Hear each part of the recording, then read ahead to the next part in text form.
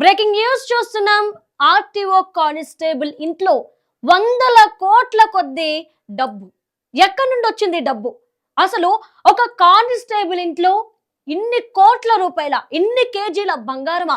వెండి 234 కేజీల వెండి అతని ఇంట్లో దొరికింది. అంటే ఒక కానిస్టేబుల్ సంపాదన ఎంత ఉంటుంది? మహా అయితే ఒక 20,000 30,000 సంపాదించే ఒక కానిస్టేబుల్ ఇంట్లో ఇన్ని వందల కోట్ల కొద్దీ ఆస్తులు ఎక్కడి నుండి వచ్చాయి? ఇప్పుడు ఇవే ప్రశ్నలు అందరినీ ఉత్కంఠపరుస్తున్నాయి.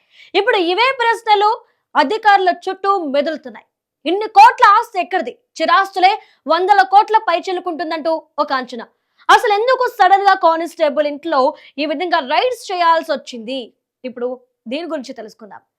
భోపాల్లో 4 రోజుల క్రితం ఒక కారులో 11 కోట్ల రూపాయలు లిక్విడ్ క్యాష్, అలానే 52 కేజీల బంగారం దొరికిన విషయం మనందరికీ తెలిసిందే. అయితే ఈ బంగారం, ఈ డబ్బు ఎవరిది అనే ప్రశ్న ఉత్పన్నమైనప్పుడు ఎంక్వైరీలో తేలింది ఆర్టీఓ కానిస్టేబుల్దని. అయితే ఈ కారు ఆర్టీఓ కానిస్టేబుల్ది, కానీ డబ్బు ఆయనదేనా అనే అనుమానం కూడా వచ్చింది. అయితే ఈ కానిస్టేబుల్ తన ఉద్యోగానికి రాజీనామా చేసేశారు. ఒక రాజీనామా చేసిన కానిస్టేబుల్ ఇంట్లో ఇంత డబ్బు ఇవన్నీ ఎక్కడి నుండి వస్తాయి? మొదటగా ఎవరిదో, ఒకవేళ ఈ కార్ని దొంగలించారేమో అనుకున్న పోలీసులు ఎంక్వైరీ చెయ్యగా ఇదంతా కూడా ఆయనదే అని తెలిసింది. విస్తుపోయిన అధికారులు ఒక్కసారిగా ఆయన ఇంటికి వెళ్ళి మొత్తం ఆస్తులు ఎంతున్నాయి, ఇవన్నీ ఎంతున్నాయి అనేది తనిఖీలు చేయడం మొదలు పెడితే నివ్వెరపోయారు. అంటే అక్కడ ఉన్న డబ్బులు లెక్కించడానికి మిషన్లు, ఒక్క మిషన్ కాదు, మీరు ఒక్కసారి విజువల్స్ లో చూస్తే 3-4 మిషన్లు తెచ్చుకొని అక్కడ చైర్స్ వేసుకొని డబ్బుల్ని లెక్క పెడుతున్నారు. ఆ విజువల్స్ మనం క్లియర్ గా చూడొచ్చు. అంటే ఆ కానిస్టేబుల్ ఎంత సంపాదించాడు అనేది. అయితే ఇకపోతే ఆ కానిస్టేబుల్ మీద అవినీతి ఆరోపణలు ఎన్నో ఉన్నాయి. సౌరభ్ అతని పేరు. సో ఈ సౌరభ్ మీద ఎన్నో అవినీతి ఆరోపణలు ఉన్నాయి. అలానే లంచాలు తీసుకునేవాడంటూ కూడా పేరుంది. మరి ఈ సౌరభ్ దగ్గర ఏమేం దొరికాయి అనేది చూస్తే, తన ఇంట్లో తనిఖీలు చేస్తున్న సమయంలో 234 కేజీల వెండి బిస్కెట్లు, 234 కేజీలు దొరికింది. అంటే ఒక్కసారి ఆలోచించండి, ఒక కానిస్టేబుల్ దగ్గర ఇంత మొత్తంలో దొరకడం సాధ్యమేనా? ఒక కానిస్టేబుల్ నిజాయితీగా సంపాదిస్తే గనుక ఇవంతా సంపాదించడం అసాధ్యమనే చెప్పొచ్చు. అయితే ఇక్కడ బంగారం అయితే గుట్టలుగా బంగారం దొరుకుతుంది. ఒక్కసారి మనం చూడండి, ఆ బిస్కెట్లని, బంగారపు బిస్కెట్లని తూకం వేసి ఎలా పేరుస్తున్నారో, ఇక్కడ బిస్కెట్లు లెక్క పెట్టడానికి కూడా ఒక్క మిషన్ కాదు, 3-4 మిషన్లు తెచ్చారు. మనం విజువల్స్ లో క్లియర్ గా చూడొచ్చు. అయితే ఇంకా ఎంత ఉంది, ఈ బిస్కెట్లు ఎన్ని కేజీలు ఉంది అనేది ఇంకా లెక్కలోకి రాలేదు. ఎందుకంటే మరి ఇంకా లెక్కిస్తూనే ఉన్నారు. ఇక ఇప్పుడు చూస్తే మిషన్స్ ద్వారా 2 కోట్ల పైచిలకు ఆ నగదునైతే లెక్కించారు. ఇంకా లెక్కించాల్సింది ఉంది. మొత్తం లెక్కించేపాటికి ఈ లిక్విడ్ క్యాష్, బంగారం, వెండే కొన్ని వందల కోట్లు దాటే అవకాశం ఉన్నట్లు తెలుస్తుంది. అయితే ఇది మాత్రమే కాకుండా ఇక డాక్యుమెంట్స్, పలు చిరాస్తులకు సంబంధించిన డాక్యుమెంట్స్ కూడా వాళ్ళకి దొరికినట్లు సమాచారం అందుతుంది. అయితే డాక్యుమెంట్స్ ఉన్న దాని ప్రకారం చూస్తే అది వందల కోట్ల విలువ చేసే అవకాశం ఉన్నట్టు కూడా వాళ్ళు చెప్తున్నారు. అండ్ మనం ఇక్కడ మరొకటి చూసుకోవచ్చు.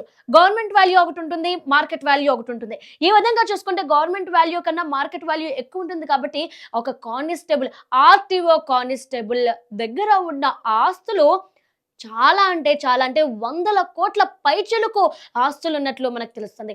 చూడ్డానికి సాదా సీదాగా సింపుల్ గా కనిపిస్తున్న ఈ వ్యక్తి వెనుక ఇంత ఆస్తి ఎక్కడి నుండి వచ్చింది?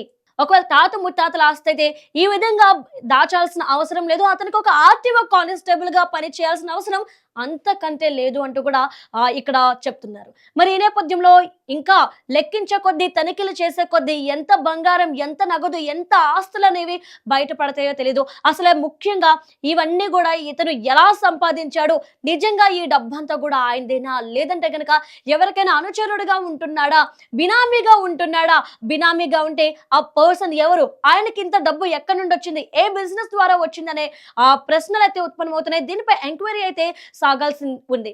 ఒక్కసారి మనం చూస్తే పరుపుల కింద, పరుపుల్లో కూడా చూడండి బిస్కెట్లు, డబ్బులు ఏ విధంగా దాచిపెట్టారో.